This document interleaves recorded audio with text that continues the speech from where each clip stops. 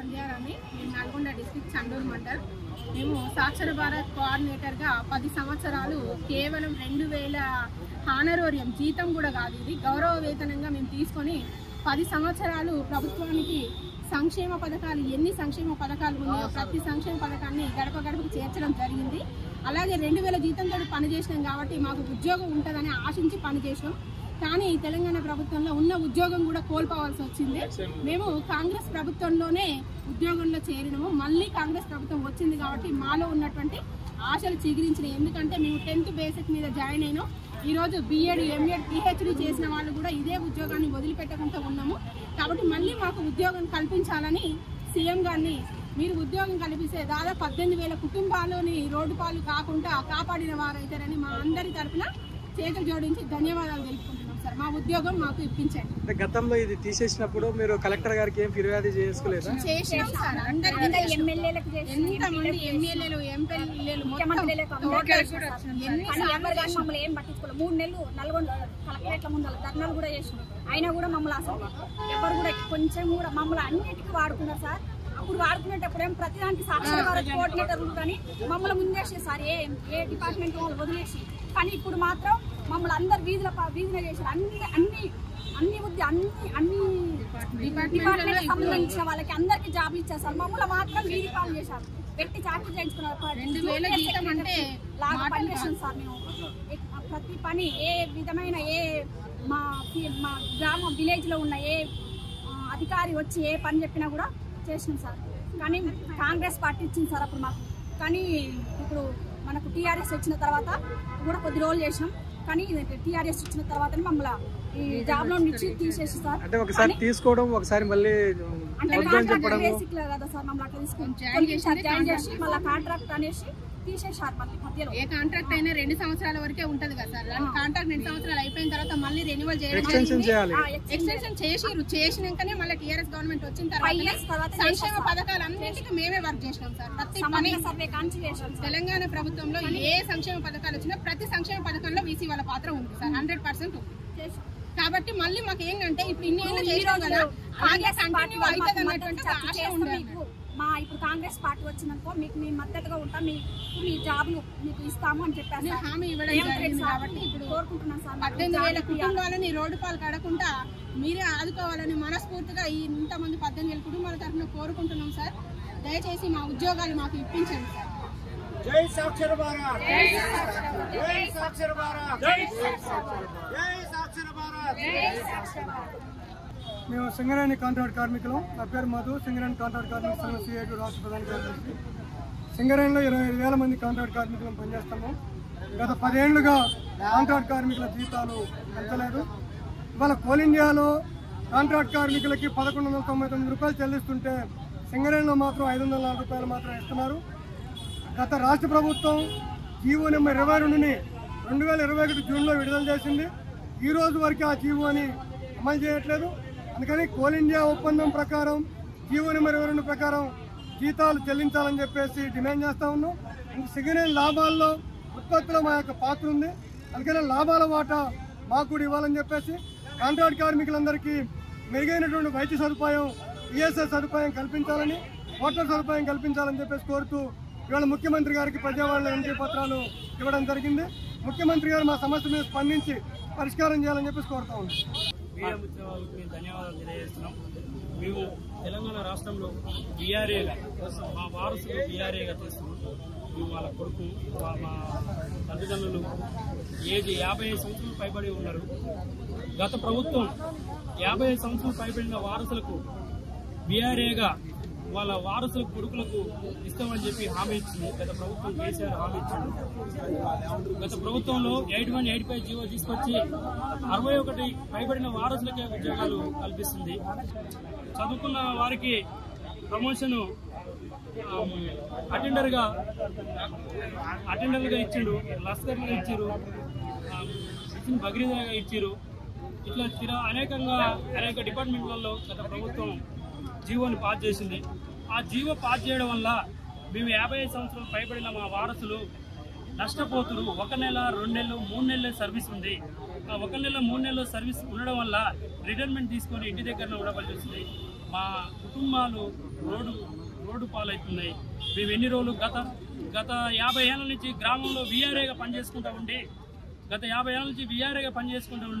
ఇప్పుడు ఈ 8185 జీవో ఇవ్వడం వల్ల మేము రిటైర్మెంట్కు దగ్గరలో ఉన్నాం. 1 నెల 2 నెలలు ఉన్నాయి. ఆల్రెడీ ఇప్పుడు ఇచ్చిన 8185 జీవో ప్రకారం కూడా 300 మంది రిటైర్మెంట్ అయ్యారు. ఎలాంటి జీతం ఎత్తుకోలేంతవరకు ఎలాంటి జీతం ఎత్తుకోకుండానే రిటైర్మెంట్ అయ్యారు. కావున ఇప్పుడున్న ప్రభుత్వం కాంగ్రెస్ ప్రభుత్వం ప్రజాప్రాణుల ప్రభుత్వం కాబట్టి ఇది తక్షణమే దీని మీద కమిటీ వేసి మన రెవెన్యూ మంత్రి పొంగులేటి శ్రీనివాసరెడ్డి ఉన్నారు. ఈ ముఖ్యమంత్రి దీన్ని కమిటీ వేసి పూర్తిగా న్యాయం చేయగలరని మా వీఆర్ఏగానే గత ప్రభుత్వం ఇంతకుముందుకు కాంగ్రెస్ ప్రభుత్వం అవుతుంది 50 ఏళ్ళగా మేము వీఆర్ఏగా ఉన్నాము. వీఆర్ఏని ఇచ్చి మా వారసులకు ఇచ్చి ఉద్యోగాలు ఇచ్చి వీఆర్ఏ గ్రామంలో విధులు చేయించాలని చెప్పి ఈ ప్రభుత్వాన్ని మేము కోరుకుంటున్నాం. త్రివ నష్టపోతున్నాం కాబట్టి తక్షణమే ఇది ముఖ్యమంత్రి వారి దృష్టికి తీసుకెళ్లాలని చెప్పి ఈ ముఖ్యమంత్రి దృష్టికి ఇంతవరకు పోకనే ఈ 8185 జీవో వల్ల గందరగోళం కొనుక్కుంది. ఎక్కడ వాళ్ళని అక్కడ వేయడం జరిగింది. కావున మేము ఈ మీడియా ద్వారా మేము ప్రభుత్వానికి తెలియజేయాలని చెప్పి మేము ధన్యవాదాలు తెలియజేస్తున్నాం. ఏందన్న మీ సమస్య? మా సమస్య అంటే మాది పద్యాలు కూడా నేను ఒక చిన్న సమస్యలు కోరుతున్నాను. హైదరాబాదు ప్రజావాణిలో ఎన్నోసార్లు అప్లికేషన్ వచ్చింది.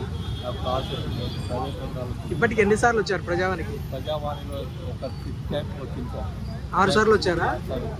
6 సార్లు వచ్చినప్పుడు ఏం మెసేజ్ రాలేదా? ఏం రాలేదు. ఒకసారి నేను ఫస్ట్ స్టార్టింగ్లో పెట్టినప్పుడు నాకు ఏదైనా మెసేజ్ వచ్చింది.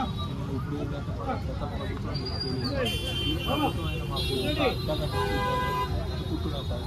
ఏంటంటే మేము ఎవరు చెప్తాము సార్ మాట్లాడి మా సమస్యలు ఒకసారి మాట్లాడాలి తీసుకెళ్ళాము నేను అనుకుంటున్నాను. మా లాంటి వాళ్ళు చాలామంది ఉన్నారు. 4,000 రూపాయలు పెన్షన్ మీద ఆధారపడుతున్నాం. మాకు జీవన ఉపాధి ఏం లేవు.